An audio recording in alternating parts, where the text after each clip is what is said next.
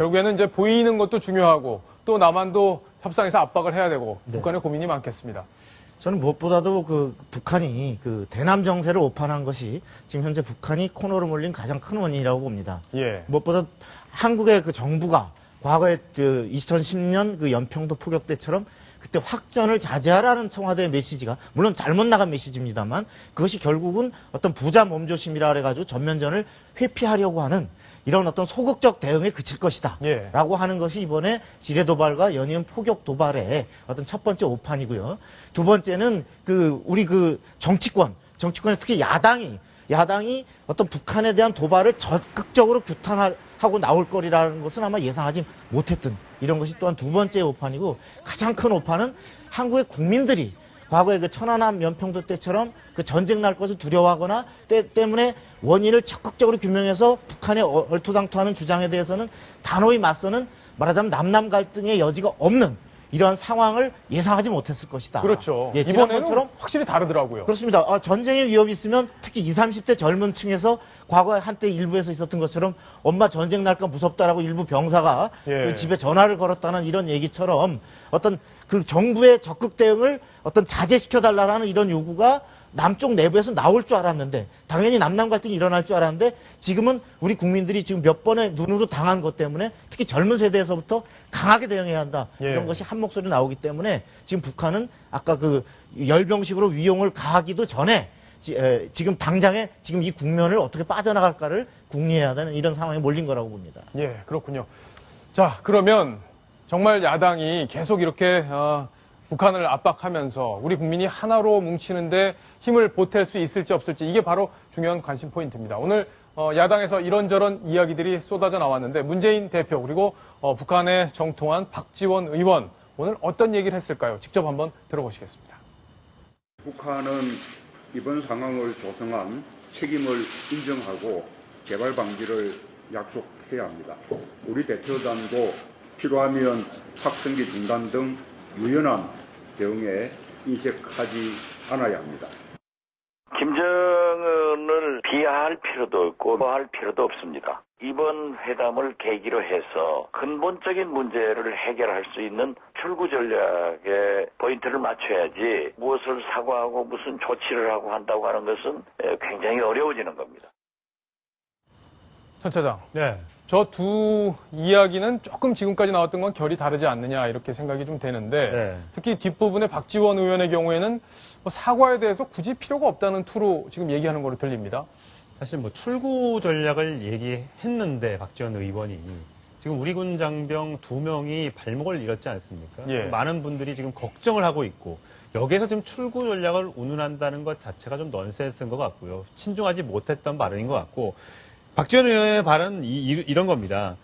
사실 북한에게 목함지뢰 매설을 인정해라. 인정해주면 좋겠지만 그게 어디 쉽겠느냐. 만약 인정하는 순간 그게 정전협정 위반이 되기 때문에 김정은 입장에서는 이러지도 저러지도 못하는 거다. 괜히 코너로 몰아봐야 별 실익이 없다. 이렇게 생각하는 것 같은데 계속 우리가 그런 식으로 실익이 없으니까 그냥 봐주고 넘어가자. 이렇게 했기 때문에 계속해서 이런 일들이 반복돼 왔던 거 아니겠습니까? 이번 기회야말로 이 일을 계기로 해서 반드시 이런 북한의 잘못된 관행을 뿌리 뽑지 않으면 또 일어날 수 있기 때문에 박지원의 발언은 좀 적절치 못했던 것 같습니다. 예. 박지원 의원의 발언을 잘 분석을 해보면 저게 바로 박근혜 대통령이 반드시 이번에 뿌리 뽑아야 한다고 하는 악순환, 도발, 보상 이런 악순환의 고리를 그대로 하자는 거거든요. 즉 다시 말하면 북한은 그동안에 도발을 하고 그 다음에 협상을 제안을 하거든요. 협상을 제안한 사이에 그 협상을 받지 않으면 전면전을 하겠다든지 이런 위협을 가하면서 우리 남쪽에 불안감을 조성합니다. 그러면 경제 주식이 떨어지고 이런 것들 또 혼란이 조성되고 이런 것들 너네 계속적으로 이렇게 되면 너네 경제 망가질 거야. 이렇게 해가지고 결국은 보상을 받아낸 거거든요. 예. 근데 이번 같은 경우에도 바로 박지원 대표는 그러면 사과 거기서 진짜 하겠냐. 잘 안 할 테니까 이번에도 좀 다른 출구 전략을 써보자 하는 게 바로 북한이 노렸던 거거든요. 그렇죠. 과거의 방식이죠. 예. 이걸 다시 돌아가자고 하는 건데 이거는 절대로 있을 수 없는 일이죠. 아니 북한의 입장에서 협상을 해야 된다면 협상이 되겠습니까? 협상이 안 되죠. 잘못한 사람들에도 잘못을 묻겠다는 것 자체에 대해서 상대방의 입장을 생각해 준다. 선뜻 이해하기 참 어려운데요. 박성원 논설위원 정리를 해 주시죠. 네, 그 문재인 대표의 아까 오늘 발언하고 예. 그다음에 이어서 박지원 대표의 그 말을 좀 다시 한번 봤으면 좋겠는데 네. 뭐냐면 문재인 대표가 오늘 한 발언 중에서 북한이 이번 사건에 대한 조성 책임을 인정하고 재발 방지를 약속해야 이건 아주 좋습니다. 예. 아주 제1야당으로서 당연히 해야 될 정말 올바른 얘기를 했다고 보고요. 그러나 후반부 우리 정부도 필요하면 확성기 중단 등에 대해 유연한 조치를 취해야 된다. 예. 이건 아니라고 봅니다. 예. 왜냐하면 지금의 확성기에 대해서는 유연한 게 아니라 가장 원칙적이고 그야말로 처절한 어떤 혹독한 대가를 치르게 해줘야 모든 앞으로의 해결책의 출발은 여기입니다. 지금 북한의 김정은이 전례 없이 이번에 회담에 나오고 우리 측에 대해서 우리가 뭐 과거와 좀 달라졌다라고 하는 일부 그 회담 제스처를 보이는 것 자체가 바로 확성기를 통해서 북한에 지금 은폐해온 진실들이 신세대를 포함해서 북한에 전면적으로 알려지는 그야말로 그 어떤 혹독한 대가 예. 이것 때문에 여기다가 무슨 정상회담까지 흘리면서 여러 가지 하고 있는 거 아니겠습니까? 그런데 그 고리를 놓아버린다면 앞으로의 어떤 다른 화려한 대화도 빈 사상 누각에 불과하다는 거고 예.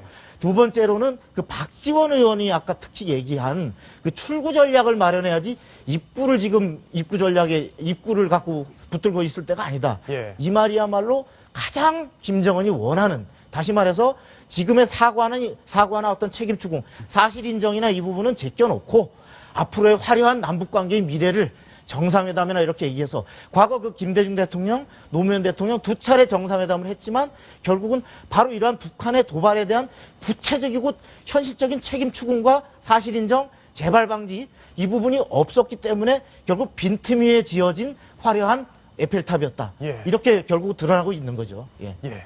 박성원 논설위원하고 의견이 약간 다른 부분은 제가 박지원 의원의 발언 부분에 대해서는 완전히 동의하고요. 네. 문재인 의원의 발언은 제가 보기에는 책임을 인정하고 재발 방지를 만약에 북한이 한다면 그에 따라서 우리도 대북 확성기 중단도 고려해야 된다. 이런 취지로 보여서 저는 이거는 박근혜 대통령이 아침에 대통령 수석 비서관 회의에서 한 내용하고 거의 동일한 그런 네. 조건을 제시한 것이다. 이렇게 보고 있습니다. 자, 다만 이제 확성기라는 게 우리가 지금 갖고 있는 가장 큰 무기고 이 협상에 가장 큰 힘을 발휘할 수 있는 부분인데 이 협상이 진행되는 와중에 야당 대표가 이 확성기, 협상의 가장 큰 키가 되는 확성기를 언급한 부분, 그 부분 때문에 아마 논란이 더 되는 건 아닌가 이렇게 한 말씀만 생각이 더 됩니다. 보충드리면 좋습니다. 예. 지금 얘기하셨듯이 우리가 같은 얘기를 해도요 어느 시점에 하는 거가 확 다릅니다. 네. 지금 북한과 참 팽팽하게 맞서 있는 바로 가장 궁극적인 지금 대립점이 이 지점입니다. 근데 이 지점에서 우리 보고 이 지렛대를 빼라라고 하는 것은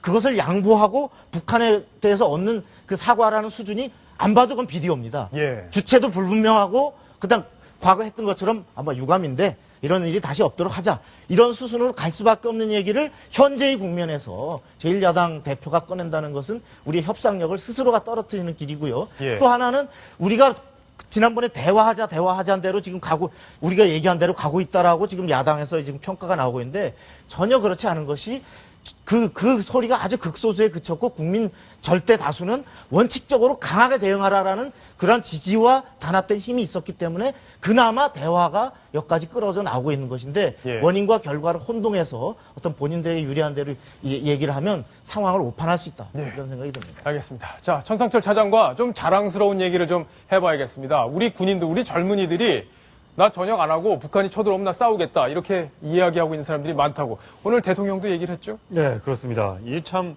가슴 뭉클한 얘기가 네. 아닐 수 없는데요. 사실 군대 갔다 온 사람들은 다 말년 병장들은 떨어진 낙엽도 조심해야 된다고 몸을 사리는 게 마련인데 전역을 코앞에 앞둔 사람들이 나 이번 사태가 끝날 때까지 전역 안 하고 전방에서 싸우겠다. 이런 게 실제로 나오고 있습니다. 이 문정원 육군 5사단 부분대장은요. 도발 행위를 인정하지 않는 북한이 괘씸하다. 전우들과 함께 끝까지 싸워 이기겠다는 생각으로 전역을 미뤘다. 예. 이렇게 얘기를 진짜 했습니다. 박수를 보내드리고 싶습니다. 자, 우리 자랑스러운 이 군인들의 이야기를 또 한번 직접 들어보시겠습니다. 저는 끝까지 동고동락한 전우들과 함께 끝까지 하고 싶습니다. 저희 아버지는 걱정하시기보다 오히려 자랑스럽고 대견하다고 하셨습니다. 부대 최선임으로서 후임병들을 도와 임무 수행하는 것이 마땅한 도리라고 생각하여 전역을 연기하게 되었습니다. 위기에 처한 국가를 지키는데 전우들과 끝까지 함께하는 것은 당연한 것이라고 생각하고 적이 도발한다면 백전백승 완전 작전의 저력을 보여주겠습니다. 전 차장. 예, 사실 북한에서 20대 보면요, 이것도 연출했다고 그럴 것 같은데. 내일 아마 보도 한번 보겠습니다. 예. 사실 20대 초반의 나이에 우리 그 어르신들 요즘 군인들 너무 군기가 빠져서 제대로 싸울 수 있겠느냐라는 걱정을 많이 하실 텐데 저렇게 강군입니다. 어린 학생, 얼마나 애띤 얼굴입니까? 하지만 저렇게 열심히 하겠다는 의욕을 보여줬으니까 한번 믿고, 오늘 박근혜 대통령도 우리 군에 대해서 전폭적인 신뢰를 보냈거든요. 믿고 계시면 충분히 전쟁 막을 수 있고, 억제할 수 있고, 이길 수 있을 것 같습니다. 자, 지금 어느 때보다 국민 전체가 하나가 돼야 될 그런 시점입니다. 박근혜 대통령이 오늘 저 장병들에게 무한한 신뢰를 보낸다는 이야기를 했는데 그 장면을 또 직접 한번 보시겠습니다. 저는 우리 군을 믿고 우리 장병들의 충성심을 신뢰합니다. 어제 지금의 위기 상황이 끝날 때까지 전우들과 함께 하겠다며 전역을 연기한 두 병사 소식을 들었습니다. 저는 그런 애국심이 나라를 지킬 수 있고 젊은이들에게도 큰 귀감이 되리라 생각합니다. 예, 참 우리 군인들 정말 자랑스럽습니다. 저희는 뭐 이런 군인들 덕에 이렇게 편하게 방송도 하고 또 잠도 잘 수 있는 게 아닌가 이런 생각이 드는데요. 자, 마지막으로 좀 걱정스러운 얘기지만 한번 짚어봐야 될 부분이 있어서 저희가 정리를 해드리겠습니다. 천상추 차장. 네. 경제가 좀 많이 좀 흔들리고 있어요. 네. 아마 북한이 노리는 것도 아마 이런 것도 아마 포함되어 있을 것 같습니다. 네. 아무래도 전쟁 위협이 고조되니까 우리 국민들은 의연하게 대처하고 있지만 외국인들은 불안한가 봅니다. 돈을 많이 빼가고 있습니다. 예. 코스피 지수가 뭐 한때는 뭐 2,000 넘고 막 그랬는데 1930선이던 주가 지수가 지금 코스피 지수가 1829까지. 예, 오늘 이렇게 떨어진 거네요. 네, 2.47%나 떨어졌습니다. 예. 엄청 떨어졌고요. 원달러 환율도 1,200원을 돌파했습니다. 그만큼 우리나라 원화 가치가 떨어졌다는 얘기니까 우리 경제가 지금 상당히 고통을 받고 있는 그런 상황. 예, 외국인들이 무려 7,282억 원이나 매도를 했는데 그런데 저런 우리 증시의 영향은 이번에 남북한의 어떤 대치 국면 이거보다는 중국에서의 어떤 증시의 폭락 이거에 더 영향을 많이 받았다고 볼 수 있습니다. 예, 중국 증시가 보니까 오늘 8.49%나 떨어졌기 때문에 네. 이게 우리 국민들이 이제 북한에 대한 어떤 불안감 때문에 이랬다기보다는 중국 증시의 영향을 받고 있다 이렇게 볼 수 있고요. 아마 협상 타결이 잘 돼서 여러 가지 또 남북 간의 분위기가 좋아진다면 증시도 다시 살아날 수 있겠죠. 예, 지금 중국 증시 같은 경우에는 전체가 약 중국에 상장된 기업 수가 한 2,800개 되거든요. 예. 그런데 지난 7월 초순경에 약 절반 정도가 거래 정지를 신청해서 지금 거래가 정지된 상태거든요. 그게 지금도 아직 약간 줄긴 했지만 45%는 거래 정지된 상태에서도 저렇게 떨어졌다고 하는 거니까 앞으로도 그게 다시 거래 정지가 풀리게 되면 더 떨어질 가능성이 있다. 그렇군요. 이렇게 보여지기 때문에 우리 증시에도 많이 영향을 주고 있다. 이렇게 볼 수 있습니다. 자, 빨리 협상이 이제 타결이 돼서 지금 뭐 초읽기에 들어간 것 같습니다. 어쨌든 북한이 확실하게 주체를 밝혀서 사과를 하고 다시는 이런 일 하지 않겠다 이렇게 약속을 해주기를 저희가 당부를 드리겠습니다.